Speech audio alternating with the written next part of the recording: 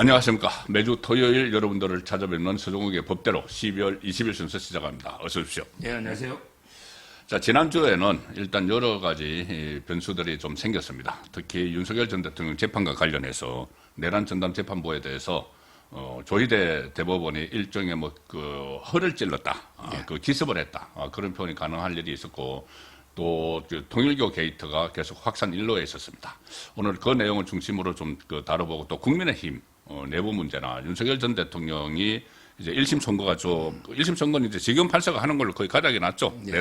내란 그 혐의는 그 부분도 살펴보고, 또 얼마 전에 그 조은석 특검이 이 특검을 마무리하면서 조선일보에 그런 사설이 났어요. 무슨 사설이 났냐 하면은 이 윤석열 전 대통령 부부 싸움만 남은 특검 이렇게 했어요. 너 때문에 다 망쳤다. 좀 황당한 그런 수사 결과를 발표를 했는데 그 배경도 한번 짚어보겠습니다. 자, 일부 처음에 들어가기 전에 조금 전에 제가 나온 기사에서 상당히 눈에 확 띈 게 있는데 이 기사입니다. 이재명이 교도소에서 인기가 좋으시다. 정성호 법무부 장관이 그런 발언을 했다는 거예요. 어제 그 법무부 업무보고에서 그러니까 한마디로 말하면 이재명이 가석방을 좀 많이 늘려주라. 이렇게 이제 재수자들에게 그렇게 이야기를 하니까는 한 30%가, 아니 6개월 사이에 30%가 가석방이 늘어났다고 하는데 가석방 심사를 좀 하고 해야 되는 거잖아요. 근데 이게 어떻게 갑자기 30%가 늘어났다고 보고를 정성호가 하고 막 풀어주니까 교도소에서 수형자 사이에서 이재명 인기가 좋다. 이런 말을 했다는데 이거 어떻게 보세요? 저는 조금은 결은 다르지만은 이재명 가석방을 늘려주라고 했다. 본인이 이제 나중에 교도소 갈 거니까 본인을 염두에 둔 건가? 어쨌든 우스갯소리지만은 그런 생각도 드는데. 지금 이제 그 가석방이 전국에 교도소가 많이 수용 시설이 부족한 건 맞아요. 네, 예. 산중만 된다고 하던데 수용자가. 예, 예. 왜냐하면 교도소를 못 짓고 예. 또 이게 요즘 범죄가 외국인 범죄나 예. 여성 청소년 범죄가 많아요. 예, 예. 그래서 이게 대통령이 그 평수도 부족한 거죠. 그러니까 이제 그런다면 교도소를 더 지어야 되잖아, 부족하면. 예, 예. 근데 근데서 범죄자들이 무조건 이게 풀어줄 수는 없는 거 아니에요. 그렇죠. 예. 따라서 저는 가석방이 이렇게 30% 늘어난 건 상당히 문제가 있고요. 그다음에 우리 이제 넓게 보면 사면 복권 다 포함해서 가석방하고 보면요. 대표적인 게 조국을 한번 보면 조국이가 이게 2년 받고 이게 1년밖에 안 살았단 말이에요. 1년도 안 살았죠. 그러니까. 예, 예. 근데 8개월 살았습니다. 8개월. 제대로 이게 조국에 반성한 것도 아니고 예. 또 피해자 최성의 동양대 총장 막 고소하고 난립니다. 그렇죠. 예. 지금. 예. 근데 이런 파렴치한범을 풀어준 거 아니에요. 예, 예. 따져보면 그렇죠. 그 30% 속에 예, 예. 그랬네. 조국이 문제가 있고요. 앞으로 그럼 왜 이러냐? 이재명이 지가 나중에 가석방 한참 뒤에 이야기고 지금 당장 급한 게요. 저는 이화영이가 의심스러워요. 이화영. 계속 이런 이야기 법조계에서 흘러나와요. 예, 예, 예. 지금 현재 장성민 안산의 국민의힘 장성민 그분도 이재명이 밝혀를 했는데 예. 이화영이가 자꾸 이게 크리스마스가 마지노다. 크리스마스 이제 성탄절 특사를 바라고 있죠. 예, 이제 더 못 기다린다. 예, 예, 예. 지금 현재 연어회도 끝나버리고 예, 예, 희망이 없잖아요. 그러니까 이제 원래는 이게 다른 재판이 있을 때는 거기에 법원에다가 조회를 해가지고 어떤 죄로 재판 받느냐 중형이 예상되면 못 하거든요. 근데 이거는 규정은 자기들이 개무시하니까 아마 이게 저는 이화영이 가석방 하려고 가석방 늘리라 밑자락 까는 게 아닌가 예. 이런 이제 심각한 상황이고 그럴 수도 있겠네. 하나만 더 말씀드리면 아니 윤석열 대통령이나 내란 외환죄는 사면 복권이나 가석방이 없도록 예, 예. 그렇게 말도 안 되는 그렇게 법안을 주장을 발의했잖아요. 예, 발의했죠. 그러나 그게 이쪽은 늘리라. 근데 윤 앞뒤가 안 대통령 맞네. 이쪽은 못한다. 앞뒤가 안 맞아요. 이율배반이죠. 그렇죠. 이런 이제 심각한 문제라고 세 가지 말씀드립니다. 예. 김용 같은 경우도 또 나중에 적응시킬 수가 있는데 구속되면. 대법원에서 이제 선고되면. 확정 판결되면은 그리고 이하영은 성탄절 특사를 시킬 수가 없는 게 지금 다른 사건 재판 받고 있는 게 있으니까 그러니까. 시킬 수가 없는데 가석방은 시킬 수가 있겠네요. 그러니까 그건 이게 규정이니까 자기들이 예, 예. 얼마든지 밀어붙이는 건 여론이 악화되더라도 그다음에 또 시급한 게 송영길이죠. 송영길도 있네. 지금 2년이니까 이런 이제 정치인들 저번에 조국이 할 때도 이게 전부 뇌물 받은 정치인들 다 나왔잖아요. 아주 이게 심각하고 한 말씀만 더 드리면 아니 교도소에서 인기 있는 게 자랑입니까? 국민한테 인기 있어야지. 그렇네. 국민들은 다 싫어해. 예, 뭐 예. 갤럽에 55 넣어도 이게 다 조작처럼 보거든요. 예, 예, 갤럽 기준이 55면요. 예. 나머지는 보니까 이게 좀 40 후반이 많더라고요. 그렇습니다. ARS. ARS는 그러니까 이게 그 국민한테 인기 없고 교도소에 인기 있는 게 예. 자랑이냐? 예. 역시 이게 그 범죄자 정권, 정과자 정권답다. 예. 이렇게 저는 봅니다. 예. 국무위원 중에 정과자가 몇 명이냐고. 그러니까 예. 예. 참 그렇네요. 진짜 국민에게 인기가 있어야지 이 정성호가 교도소 안에서 인기가 좋으시다 이렇게 하니까 이재명이 웃었답니다. 씩 웃으면서 웃음기 목소리로 국민께서 내가 풀어주라고 해서 많이 풀어줬다고 오해할 수 있다 그러면서 무슨 좀 가석방 제도를 늘려야 된다 이런 이야기를 했다는 게 조금 전에 어제 이 법무부 국정감사에서 업무보고에서 있었던 일인데 제가 조금 전에 이 기사를 봐서 좀 의미가 있는 것 같아서 먼저 소개를 드렸습니다. 아무래도 지금 이제 최대의 그 사법 이슈 그리고 윤석열 전 대통령 선거와 관련된 건데 지금 분위기가 많이 바뀌었죠. 지금까지 조희대 대법원이 이재명 정권이 하는 소위 말하는 내란 전담 재판부에 대해서는 이것을 만들면 안 된다. 그리고 전국 법원장 회의에서도 그렇게 계속 입장문을 냈고, 그 법원 행정처장이나 전대법원 행정처장이나 조희대 대법원장도 그것이 위헌성이 있다는 말만 했지만 조치를 취한 거는 지난번에 처음이죠. 조치를 취한 것이 뭐냐? 바로 무작위 배당 전담 재판부를 설치하는 것을 예기해 넣겠다. 자, 이렇게 전격적으로 이렇게 결정을 한 이게 일종의 고육책이기도 한 것 같거든요. 그런데 민주당의 그 법률안 네. 이 위헌이잖아요. 위헌이죠. 이걸 예, 이게 예. 막기 아무리 위해서 위헌을 최소화해도 했는데, 위헌이죠. 예, 예교하고 민주당의 법률이 결정적으로 다른 게 두 개가 있는데 예를 들어 전담 재판부는 많아요. 우리 고등법원에 가면 부패 전담이라고 있잖아. 그렇죠. 세 개 부가 있다고. 부패 전담은 다 있어요. 예. 근데 중요한 거는 이게 그 법원이 스스로 자율적으로 구성을 하는 그렇죠. 법원이 기존에 있는 재판부 중에서 예. 지정을 하는 거죠. 그렇죠. 무배당으로 그러니까 무작위로 지정을 하는 거죠. 그런데 그 법원이 스스로 자율적으로 예. 재판부를 이게 구성하고 그다음에 이게 무작위가 되잖아요. 예. 예를 들어 한 개가 안 돼요. 예. 그럼 이게 전담 재판부가 한 두세 개 정도 지금 판사 회의를 했거든. 예. 여기서 이제 무작위로 또 추첨하는 거죠. 예. 근데 민주당 안은요. 아예 그냥 자기들이 법률로 국회가 재판 구성이 관여하겠다. 예. 이 자체가 상권 분립에도 반하고 그렇죠. 거기에 이제 우리법연구회나 법관회의 있잖아요. 예. 이런 게 좌파 판사들이 오가지고 이게 딱 특정을 해버리잖아. 전국 법관 대표자 회의. 예. 그 그 좌파들이 주도하는 여기에서 이게 그 좌파 판사를 누굴 딱딱 지정해버리면 그러면 이게 무작위에 반하잖아요. 이게 첫째 큰 차이가 하나 있고요. 심각한 게 두 번째 중요한 게 뭐냐? 우리가 이제 그 재척 사유 중에 전심에 관여하면 재판이 배제가 돼요. 전심에. 저번에 한번 그런 일이 있었던 것 같아요. 1심에서 관여를 했는데 이 사람이 나중에 고법에 갔는데 그걸 인사하다 뭐. 그쪽으로 다시 오는 그 사건을 또 하면 안 되죠. 그렇죠. 그게 전심 관여인데 예. 자, 그러면 이게 그 항소심에 판사를 조희대가 임명한다? 그럼 조희대가 전심에 관여했죠. 예, 2심에 관여를 한 거죠. 그럼 이게 대법원에 오면 조희대 재판 못하네. 그 조희대는 재판장이어야 되는데 그렇죠. 전원 합의체로 돌리면은 그럼 못하잖아요. 그렇네. 이게 심각한 문제. 배척이 돼야 돼. 그러니까 조희대 재판장이 배척이 돼야 돼. 대법원장이 항소심에 관여하면 안 돼. 예. 그래야 3심제가 되잖아요. 그렇죠. 근데 임명해버리면 예. 전심 관여로 조희대가 대법원 재판 배제돼 버려요. 예. 이게 천대비가 강하게 주장했는데 예. 우리 법 쪽에서 벌써부터 이야기했거든요. 근데 예규에는 조희대가 임명하는 게 아니잖아요. 예. 자율적으로. 예. 따라서 근본적으로 민주당은 조희대가 전심 관여로 대법원 예. 못하는 이 문제. 예. 그다음에 이거 자율적으로 무작위로 가야 되는데 그게 아니다. 예. 이런 데 결정적인 문제가 있기 때문에 아마 민주당이 법률안이 통과되잖아요. 예. 그럼 이게 조희대 대법원장도 이해 당사자입니다. 왜 임명 의무가 생기잖아. 그렇죠. 그렇죠. 그럼 임명을 안 해야 되잖아. 법에 대법원장이 임명한다고 돼 있기 두 때문에. 배수 중에. 예. 그럼 이게 조희대가 임명해버리면 안 되지. 예. 그러니까 임명을 안 하면서 이 법률이 위헌이다. 이렇게 조희대도 이해 당사 되는 거. 왜 법률에 의무가 있기 때문에. 그렇죠. 원래는 이게 그 담당 재판부나 아니면 이게 윤석열 때도 피고인이 해야 되는데 이거는 조희대도 가능하다 보는 게 법조계 일반적 이야기입니다. 조희대가 임명을 하면 늦잖아. 임명 안 하려면 이게 뭔가 명분이 있어야 되잖아. 그래서 위헌법률 심판을 조희대가 한다.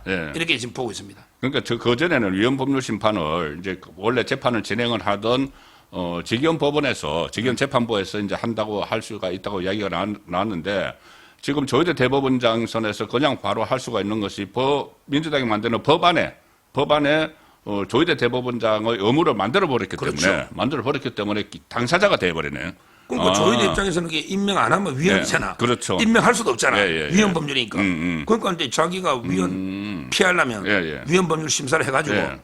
할 수밖에 없잖아요. 예. 합법이라면 임명해야 되잖아. 예, 예. 위헌이면 안 하고 이렇게 할 수밖에 없다고 저는 봅니다. 그러면 이게 결국은 그렇다 이렇게 이제 조희대 대법원에서 방안을 내놨는데도 정청래는 23일 날 그 본회의에 올리겠다. 그리고 이제 필리버스터 거쳐서 24일 날 통과시키겠다고 하는데 통과시키면 그 순간부터 다시 이게 확 논란이 확산되네. 위헌법률 심판을 청구를 하게 될 거니까. 예. 그럼 이게 이제 헌재로 가잖아요. 예. 헌재로 가가지고 헌재도 사실 뭐 헌재 재판관들이 대부분 전부 다 판사 출신들이잖아요. 예. 판사 출신인데 완전히 이거 법원의 그 재판 독립성을 훼손하는 거니까 이거를 위헌 선고를 내려버릴 수도 있네.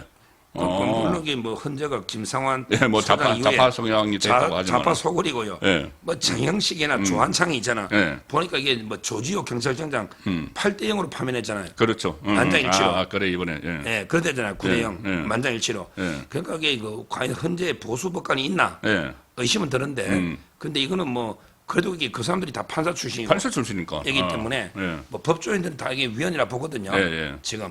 그러니까 이제 헌재에서도 뭐 예측 부르다 저는 봅니다. 그러니까 이제 이렇게 이해하시면 될 것 같아요. 처음에 이 조희대 대법원에서 내란 전담 재판부 만든다고 나오니까 조국 당에서 막 환영을 해요. 환영을 하고 그러니까 이제 자기들이 그 전에 내란 전담 재판부 만드는데 위헌성을 제거를 해야 된다고 저거 하는데 어쨌든 대법원에서 나오니까는 이거 막 환영을 하고 그리고 또 그때 제가 처음에 나왔을 때 보수 쪽에서도 조희대 대법원을 비판을 하더라고요. 이게 왜 내란 전담 재판부를 만드냐 하는데 내용을 자세히 보시면은 완전히 다른 겁니다. 그러니까는 한마디로 하면 민주당이 만들려고 한 건 이것은 판사 쇼핑을 하겠다는 거예요.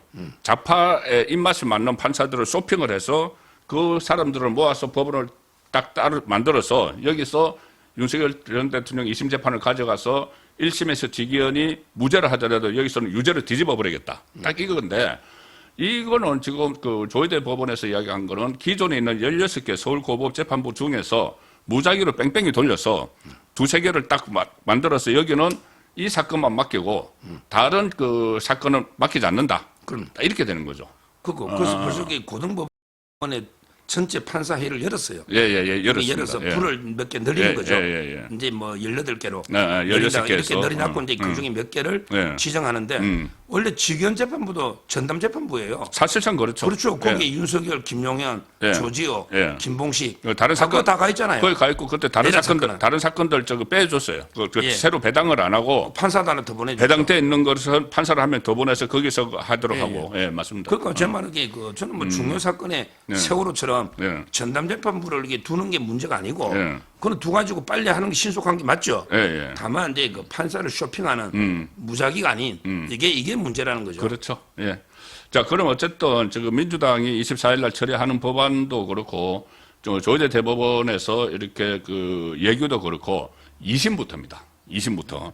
그러면은 1심은 직위원 판사가 이제 그대로 할 가능성, 그대로 하는 게 그냥 굳어진 건가요? 예, 그렇죠. 그런데 이 1심은 이제 소위 말하는 내란 우두머리 사건, 이것은 그 직위원 판사가 그대로 2월 중순에 선고를 할 거고, 지금 지난주에 핵심 논란이 됐던 것이 윤석열 전 대통령도 강력히 이렇게 문제를 제기를 했는데, 체포방해 사건, 체포방해 사건의 선고 날짜, 1심 선고 날짜를 그러니까 윤석열 전 대통령에 대한 선고죠. 이 선고 날짜를 1월 16일, 그러니까는 1월 16일, 그러니까는 원래 본류 사건인 내란 우두머리 사건보다 앞서서 선고를 한다. 이렇게 결정을 해버렸잖아요. 그 재판부가. 그러니까요. 그 상당히 문제가 있는 것 같은데. 문제가 있죠. 본류 사건이 아직 선고가 안 났는데. 지금 예를 들어 이제 23일 날 12월. 그때 이거 일반 이적죄, 이적죄 그 영장 실질심사 6개월짜리가 있잖아요. 그렇죠. 이게 기각이 되면 원래는 이제 풀리 날 거라고 생각했거든요. 왜 1월 18일 전에 선고를 못 한다 봤거든요. 그렇죠. 체포방해를. 다른 사건은. 근데 이걸 이틀 앞두고 백대현 백대현 부장이 그 선고하는데 이게 말이 안 되는 게 보세요. 예. 체포방이라는 게 그 체포가 적법할 때 공무집행 방해되잖아요. 예. 불법 체포할 때는 저항할 수 있잖아요. 그렇죠. 경호처가. 그때 경호처법에 의해서 이제 그 저항을 한 거죠. 근데 문제는 자 대통령이 내란이 아니면 체포할 수 있습니까? 그러니까. 내란 외환죄만 체포할 수 있잖아. 그렇죠. 그럼 이게 내란, 선후가 딱 그렇게 되죠. 내란 아니면 형사소추 특권이 있어요. 예. 불소추 특권이 있죠. 있잖아. 예. 체포를 못 한다고. 예. 그럼 이게 그 내란인지 아닌지부터 먼저 확정돼야 그렇죠. 체포 방해가 이게 뭐 불법으로 방해인 거냐? 예. 아니면 공처가 체포가 불법이냐? 그거 뭐 이게 노잖아요. 판단이 나오죠. 선우가 예. 더군다나 그 백대현 재판부에 보면 체포 방해만 있는 게 아니고 예. 저기 그 계엄 문건 있잖아. 예. 사후에 뭐 작성에다가 폐기한 거 있잖아. 예. 이런 것도 이게 노거든요. 근데 그것도 이게 내란이 돼야 뭐 이게 문건을 뭐 폐기한 게 뭐 범죄가 되든 그렇지. 말든 뭐, 한 순서가 내란이 돼야 되잖아요. 비상계엄이 12.3 비상계엄이 내란이냐 아니냐를 먼저 하고 나서 네. 그다음에 또 한독수 선거도 그렇잖아요. 그럼 한독수 한독수도 선거도 이게 잘못된 거죠. 한독수 선거도 윤석열 전 대통령 선거 앞에 한다는데 내란 방조가 이게 유죄냐 무죄냐를 먼저 따지고 이게 내란이냐 아니냐를 따지니까는 이게 말이 안 되는 거죠. 그리고 이게 국무위원들 특정만 불렀다고 국무위원의 의결권을 방해했다고 직권남용 여기 세 가지거든요. 예. 거기 16일에 선고하는 게 예. 체포방해, 예. 그다음에 그 문건 허위 작성, 예. 그다음에 직권남용이에요. 국무위원들 선택적으로 불렀다고. 예. 근데 그것도 마찬가지야. 내란이 돼야 뭐 국무위원이 그렇죠. 내란 아니면 이게 의미가 없잖아요. 예. 따라서 저는 백대현 부장이 아마 윤 대통령이 석방돼 나갈 걸 예. 겁내 가지고 예. 거기서 징역 뭐 한 3년, 2년 예. 많이는 못 때려. 예. 큰 죄는 아니잖아. 음. 그 이런 식으로 이게 구속을 계속 유지하려고 예. 이런 게 꼼수를 쓰는 게 아닌가 참 걱정입니다. 아. 그 백대현이 문제예요. 백대현도 그렇고 그다음에 이진관, 그 한덕수는 이진관이고. 그 이진관, 백대현 이런 그 판사들이 그러면 이거를 그 지금 한번 조정할 가능성은 없나요? 이거 그러니까 중국의 윤 대통령이 지금 강력하게 그 항해도 지금 항의를 하고 있잖아요. 그냥 일축하고 그냥 백대현 선고하겠다. 예. 근데 이런 데 대해서는 위에서는 그런 걸 재판 개입을 못 하거든요. 아 못하니까. 사법 독립이 돼 있으니까 예, 항소심에서 바로 잡는 것밖에 없죠. 예, 항소심에서 바로 잡아야 된다. 근데 어쨌든 뭐 백대현도 그렇고 뭐 이진관도 그렇고 특히 이진관 같은 경우는 한독수 전 총리에 대해서 이게 내란 방조 혐의를 유죄를 만약에 했는데 지기현 판사는 내란 자체를 무죄로 해버리면 이거 상당한 혼란이 일어날 수밖에 없는 건데. 그러니까 지금 지기현 재판부에 3사령관이 넣었는데 예. 사령관 3명이 넣었는데요. 우리한테 이게 아주 유리해요. 결정적으로 이게 번복한 게 이진우 수방사령관. 수방사령관이죠. 이진우 예. 이분이 경찰에서는 예. 또 특검이나 그것은 이게 대통령이 끌어내라. 예. 뭐 체포. 뭐 그걸 이야기 했다가 했는데 이번에 확실하게 180도 바꿨어요. 예. 자기가 막 기억해 봤더니 자기가 뭐랬냐면 이게 우리 부대원들이 다치면 체포해라. 안기능이처럼 막 총패스를 하고 예. 우리 부대원들이 그건 다치면 이게 당연하죠. 체포해라. 그건 당연한 이렇게 거죠. 자기가 체포 지시 그 말을 착각했다는 거예요. 예. 그리고 이게 이런 말도 해서 이진우가 뭐랬냐면 이게 그 국회의원들을 끌어내면 또 들어갈 거 아니야. 그렇지. 끌어내면 들어가고 예. 만약에 표결을 막으려면 국회의원을 체포해라고 대통령이 했겠지. 끌어내라는 게 말이 되냐. 그렇죠. 그게 목적어가 없어. 음. 그러니까 거기에 보면 이제 국회 보면 뭐 한동훈처럼 자격도 없는 사람이 들어가 있잖아. 예. 이런 사람들 끌어내야지 민간인은. 그렇게 국회의원을 끌어내갖고는 표결 방해 안 돼. 예. 끌어내 또 들어가잖아. 그렇지. 체포해야 되잖아. 예. 따라서 이게 그 끌어내라는 목적어가 국회의원이 아니다. 이렇게 이진우 사령관이 또 증언했어요. 그때 각종건이 그 목적으로 계속 헷갈렸어요. 그러니까 끌어내라는 게 인원, 인원, 요원 뭐 이런 식 헷갈렸잖아요. 그러니까 이제 그게 높고요. 그다음에 여인영 사령관은 처음부터 이게 체포조 운영이 없었다. 예. 그거는 일관되고 왜냐하면 그날 이제 방첩사에 수감 시설이 없어가지고 막 수방사 알아보고 했잖아. 네, 맞습니다. 막 예. 시설이 우왕좌왕했잖아. 그럼 이게 체포조가 있으면 그렇게 실수하겠냐고요. 그래서 이게 유리하고요. 근데 곽종근 하나가 계속 거짓말하고 있는데 요거는 이게 그 오히려요. 그게 나와버렸어. 그 비아폰의 통화 시간. 예. 통화 시간에 녹아기 곽종근이가 먼저 문을 부숴 들어가라. 먼저 했다니까. 나중에 대통령하고 40초 통화한 거예요. 예. 따라서 그 3사령관의 정언을 보면 지기현 재판부 저는 무죄 나오는 게 분명하다. 예. 이렇게 봅니다. 예. 그러니까 일단 이 최근에 그 윤석열 전 대통령과 관련한 이제 선고가 다가오고 있고 특히 이제 1심은 지기현 판사가 하는 게 거의 뭐 100% 이제 확정이 되어 있는 상황이고 그 상황에서 윤석열 전 대통령에게 유리한, 그러니까 다른 거 다 놔두고 이게 내란이냐 아니냐, 내란이 아니라고 1심에서라도 나오면은 이재명 정권은 흔들리거든요. 뭐 내란 특검, 무슨 내란 국정조사 뭐 이렇게 다 해놨기 때문에. 그런데 이제 내란이 아니라는 쪽으로 좀 이렇게 어떤 정언이나 이런 것들이 좀 나오는 상황에서 윤석열 전 대통령도 최근 들어서 굉장히 좀 활발하게 본인의 입장을 막 밝히는 것 같아요. 오늘 지금 특검가 있죠. 예. 김건희 특검 거기 처음 갔는데 거기도 이제 간 이유가 결국은 이제 본인이 적극적으로 방어권을 행사하기 위해서다 이렇게 볼 수가 있는데 오늘 거기의 핵심은 아무래도 김건희 여사와 관련된 그 사건이죠. 그렇죠. 그 6개 혐의로 피해자로 갔는데요. 예. 6개인데 전부 뭐냐면 김건희 여사가 뭐 통일교한테 받은 거, 또 이게 뭐 서희건설 예, 이봉관한테 받은 예. 거, 또 이게 뭐 이배용이라고 있잖아요. 이배용, 교육 예. 원장, 교육, 그리고 금거북이, 교육위원장. 예. 이런 데 대해서 이게 그 공범으로 갔는데요.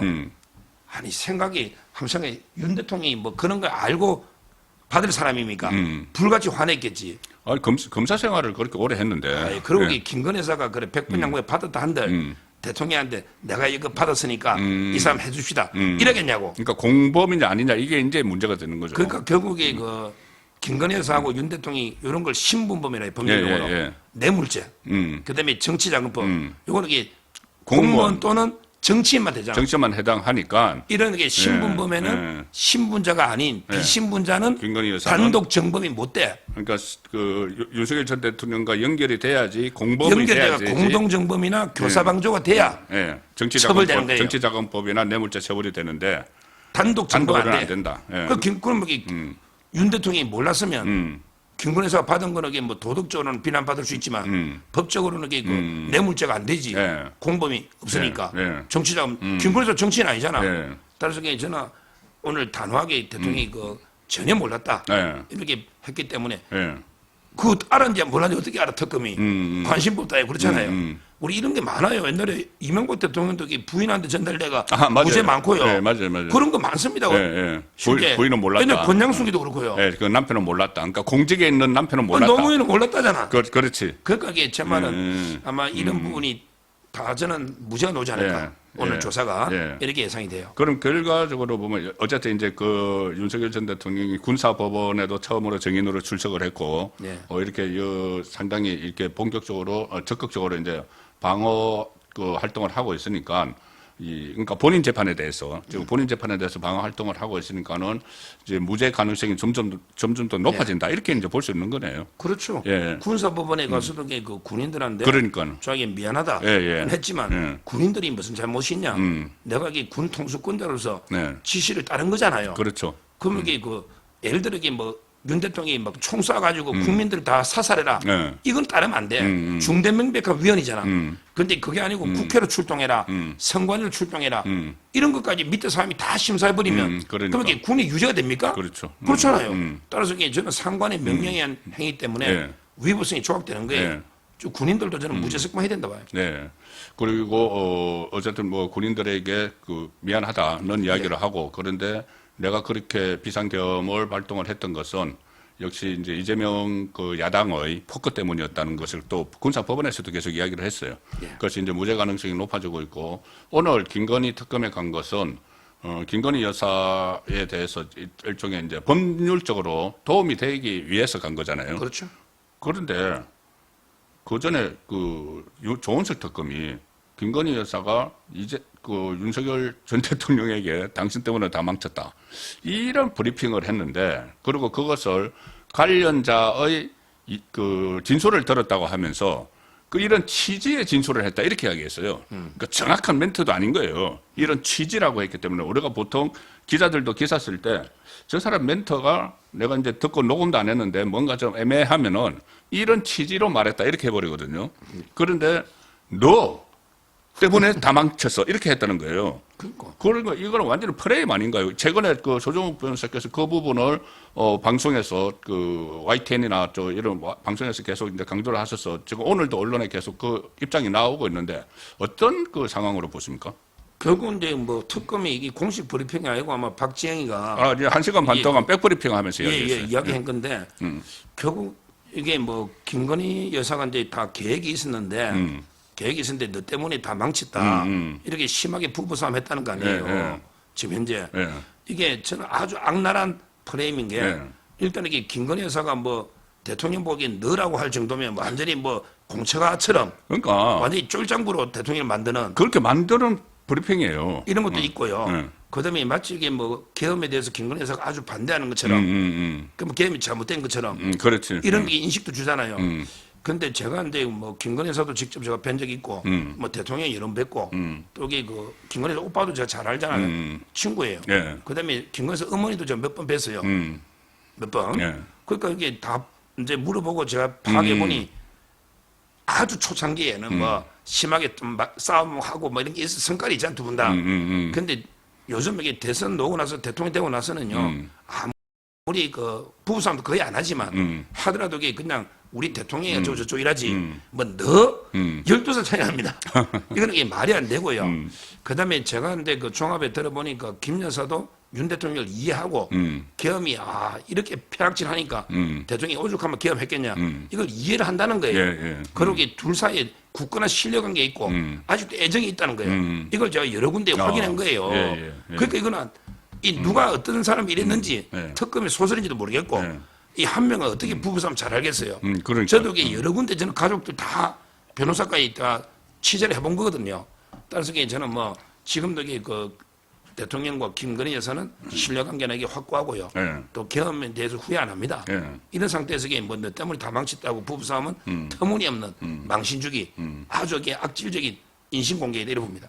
그리고 한 좌파 매체에서 그 너라고 한 시점을 또 자기들이 뭐 어디서 뭐 이야기를 들었는지 모르겠는데 윤석열 전 대통령이 구속 취소가 되고 나서 귀가한 그날 했다고 이야기를 해요. 그런데 그 전에 그 두 사람이 계속 그 간주에 같이 있었잖아요. 같이 있었는데 뭘 구속되고 나서 구속 취소가 되고 나서 그날 했다 이렇게 그 일종의 뭐 소설이 아닌가 극적으로 좀 만들기 위해서 한 것 아닌가 싶기도 합니다. 어쨌든 지금 윤석열 전 대통령 재판은 2심은 이제 나중에 대혼란이 일어날 수가 있습니다. 위헌법률심판 조희대 대법원에서 직접 청구를 하고 나면은. 근데 1심은 어쨌든 2월 중순에 소위 내란 그 우두머리 사건 여기는 나오는데 무죄 가능성이 점점 높아지고 있는 상황이다. 이거는 최근의 분위기로 봐서 분명한 것 같은데 일단 그 상황은 좀 지켜보도록 하겠습니다. 예, 그리고 오늘 그 잠시 후 2부에서는 통일교 특검 그 다음에 이재명의 위험한 대국민 보고쇼 이것도 살펴보고 이 국민의힘 상황도 한번 검토를 해보도록 하겠습니다. 1부는 여기서 마무리합니다. 감사합니다. 그렇습니다.